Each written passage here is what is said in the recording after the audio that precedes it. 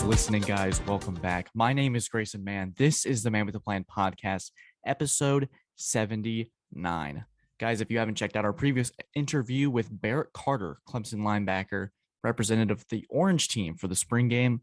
By the way, Barrett, if you're watching this, shout out, you balled out on Saturday. We're going to talk about the spring game in a second, but thank you for coming on, and thank you for tuning in to these last couple episodes. It's been kind of all over the place with interviews with Bo Collins, and then we had Barrett Carter. Just a lot of great stuff has been happening.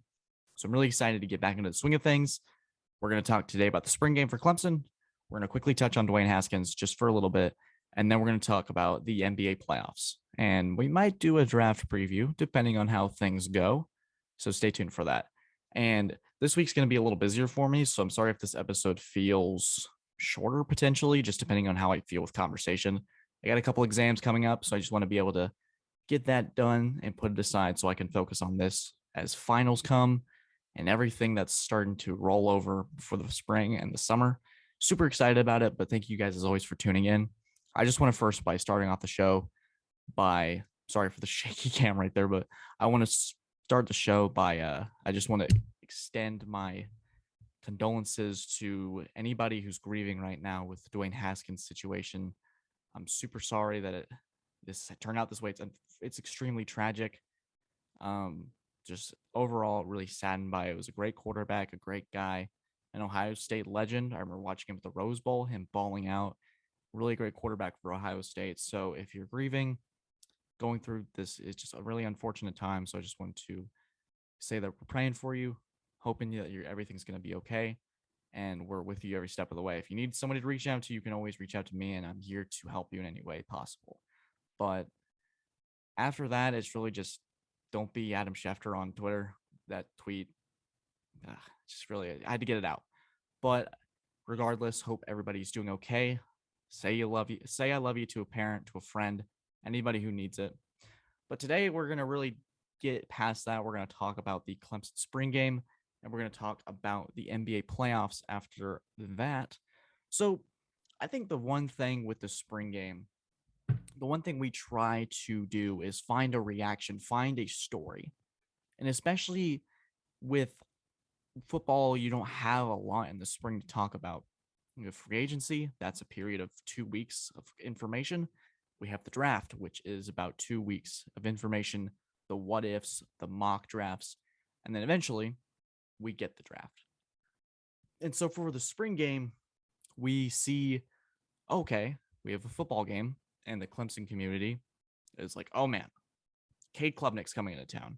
How is it going to be? What's the quarterback battle looking like? What's our offensive line going to do? What about our receivers? What about this? What about that? Who fills which hole? So it's always, we try to condense it and we try to make it into something it's not. The spring game for me has always been a glorified get together. The players have their practice and the fans get to be in Death Valley again. Now, Death Valley is currently under construction, and it was freezing cold, so you take it for what it's worth. But overall, I enjoyed absolute heck out of it. I got to talk to Mr. Collins, so if you're watching this, shout out to you, man. You're a great time and super energetic, exactly how it was in person. So much fun. But I think what I've told everyone that's asked is just don't overreact to it. This is going to be a very bare bones. The defense is going to look great. They're going to fly around like they do. Everyone's going to look super athletic. But there's two things we got to keep in mind. One, I don't think Dabo or anybody is really enthusiastic about showing people all of our great secret plays for the offense. We don't want to show anything. And secondly, everybody's split up. So if one position looks weaker than the other, it is more or less attributed to the fact that the depth is all over the place. It's not because we're lacking in one area or the other. The offensive line is split in half. The receiver group is split in half. The quarterback's split in half. DB split in half. So maybe certain areas look weaker than others, but that's really not the case. And you might be saying, well, is that a cause of depth? Not necessarily, because you're having to split a roster into two separate teams with a lot of depth, a lot of backups. So you have an opportunity for the younger guys to get experience, the backups to get experience. It's really fun to see some of these guys. We had a guy that caught Cade Klubnik threw his first touchdown pass to Malcolm Green. You have just a lot of great stuff. I love the spring game. There's so much just fun. And there's so much depth. And you get to see a lot of what Clemson's all about. Dabo gets to have fun. They get to be energetic. Everything feels more lax in a sense, if that makes any real sense, really, to be honest. But there's just so much fun going around. So I don't want you guys to be like, oh no, there's only a score of 15-7. Our offense is going to be weak this year. No, that's not the case. We had starting receivers out. We had Will Shipley out. We had Kobe Pace out. So we had a lot of moving parts, a lot of players that aren't going to play in this game because, hey, again, we'd rather have them for the summer and the fall to be able to be ready for what's to come. So don't get too worried about it. It is more or less just a fun practice, and it's something to really enjoy. I think that the quarterbacks look good. There was a couple throws that I could have maybe I wish could have gone a different way, but yet again, it's the spring. It's the spring. There's plenty of time to clean up the little things and let this play out naturally, let it flow naturally. I love the spring game. I love it every year. I enjoy it. I like seeing where we're at. And I think we're in a good spot. I think the defense is flying around. That's going to be our identity again. It's going to be defense and running the football with explosive plays from our receivers. We are going to be fine. So if Clemson Nation, do not worry. We're going to be all good. Loved what I saw from the defense. Loved what I saw from the defensive line. Xavier Thomas, Barrett Carter. A lot of great players are going to make great contributions this year. We got a couple new guys coming in that are going to be absolute studs. So just get ready for that.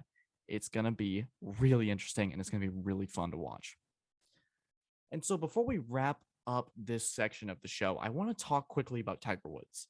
And I know with Tiger, it comes with a lot of controversy. And you're like, wait, are you talking about golf on a football podcast? Yes, I am. I'm talking about golf. Not more or less the game, because half the time I'm not really sure what's happening. And I don't really know if you or Sam or Cannon or McGregor, you've seen my golf game. It's not the best. So there's that. But I just want to commemorate.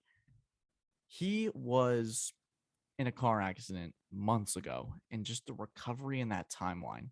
The ultimate competitor. I know he didn't do his best, and he probably wanted to do better than what he got. But the ultimate competitor still resides in him at 46 years old, which is crazy. It's crazy to think Tom Brady's 45 playing football. This guy's playing golf at a high level, being able to play at the Masters of all tournaments. It is super impressive to see, and it's super fun to watch.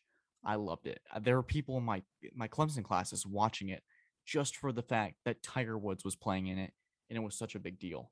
And I know we don't bring up golf much. We don't bring up a lot of other sports besides football and basketball mainly. But when these kinds of events happen, I love to touch on them and give my perspective, especially if you're curious about it. If you're like a golf fan, you'd be dying to hear what I think about Tiger Woods, which I don't know if you are, but if this was what you were waiting for, then I hope you got what you wanted.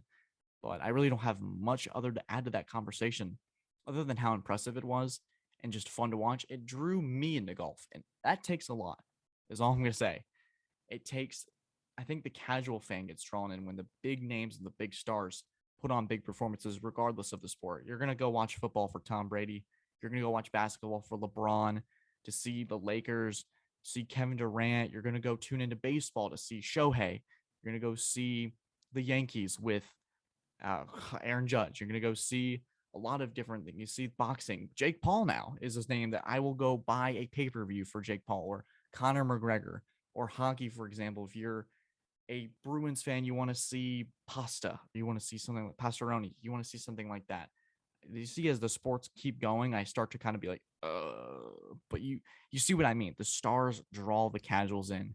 For the diehards, they'll watch it. If it's the backups or the starters, they don't care.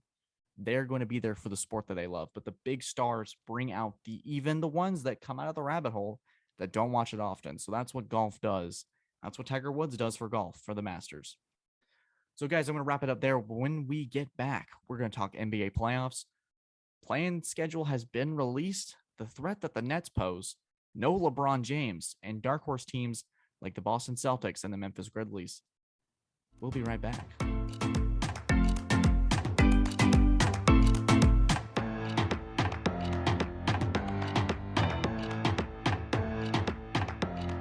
And we are back. This is the Man with the Plan podcast, episode 79. Today, we're here to talk about the Tiger Woods Masters return. We're here to talk about the NBA playoffs. We're here to talk about the spring game. So all of that and more. Today, we're going to talk about the NBA playoffs. I have the standings pulled up on my phone because I really was waiting for the play-in game to kind of sort itself out. So as it stands right now in the Eastern Conference, and I think it will be final, I've checked. We have Miami at 1, so they hold home court advantage for the Eastern Conference. The Boston Celtics at 2, Milwaukee Bucks at 3, 76ers at 4, Toronto Raptors at 5, Chicago Bulls at 6, and then the play-in games are Brooklyn and Cleveland, and Atlanta plays Charlotte. For the East, or for the West, we have Phoenix at 1 overwhelmingly. We have Memphis at 2, Golden State at 3, Dallas at 4, Utah at 5, Denver Nuggets at 6. The play-in games are Minnesota versus LA, and the New Orleans Pelicans and the San Antonio Spurs. That's weird to think about. San Antonio at 10 with Popovich? What? That's crazy. So what I really want to get into with this playoff is just more or less a preview. And as the playoffs amp up, we will talk more basketball on this podcast. We talked about March Madness for a little bit.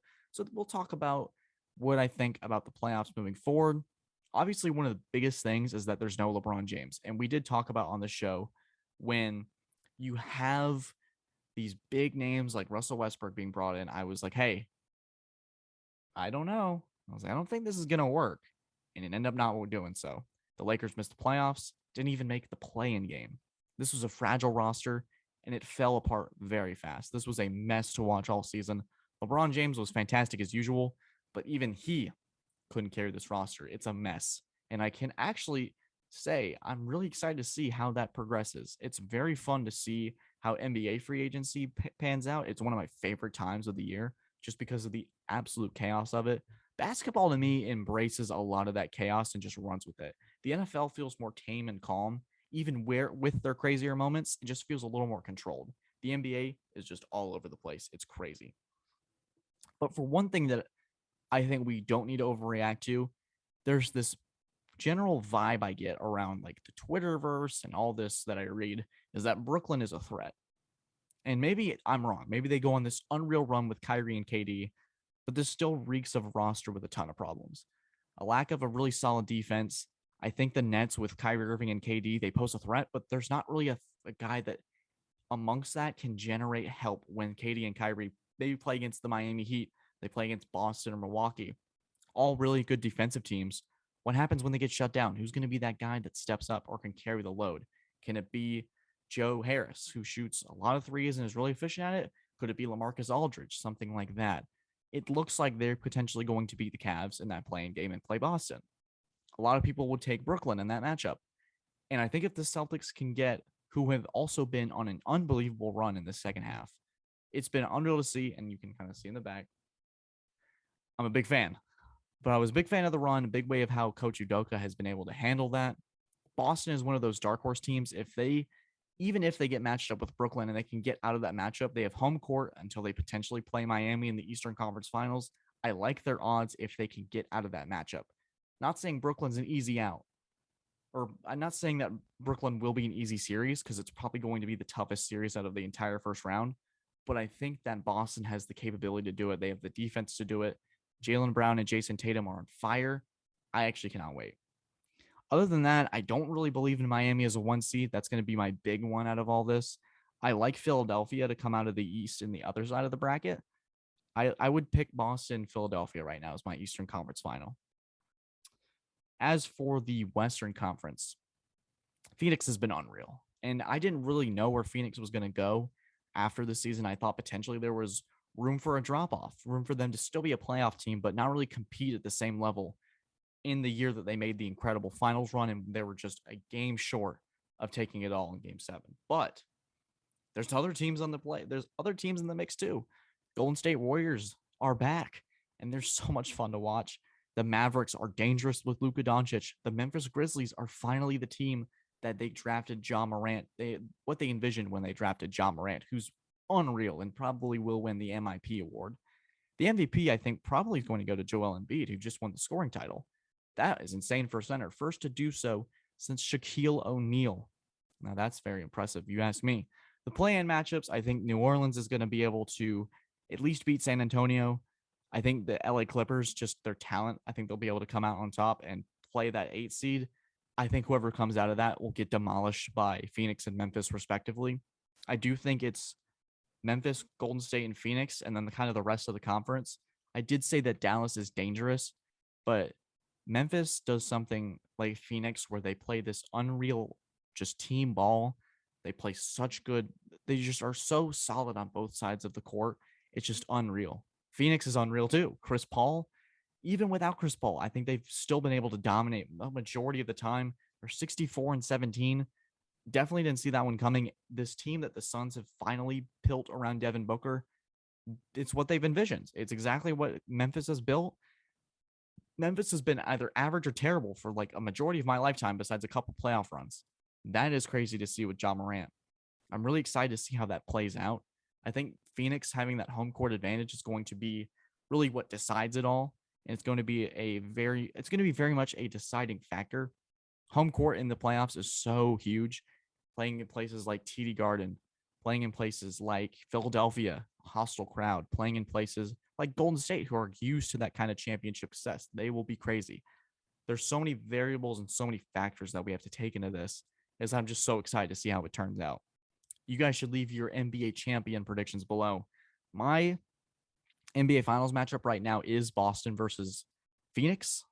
I think Phoenix takes it just because they've been there before. Chris Paul is going to be hungry for that kind of championship title. I know you're going to see the Celtics hat and say, why did you pick the Celtics?